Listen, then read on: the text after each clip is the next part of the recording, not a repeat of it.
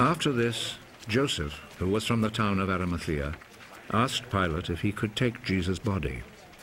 Joseph was a follower of Jesus, but in secret because he was afraid of the Jewish authorities. Pilate told him he could have the body, so Joseph went and took it away. Nikodemu, who at first had gone to see Jesus at night, went with Joseph, taking with him about 100 pounds of spices, a mixture of myrrh and aloes.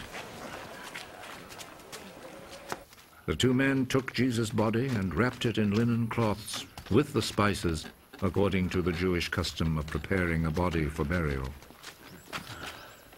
There was a garden in the place where Jesus had been put to death, and in it there was a new tomb where no one had ever been buried. Since it was the day before the Sabbath, and because the tomb was close by, they placed Jesus' body there.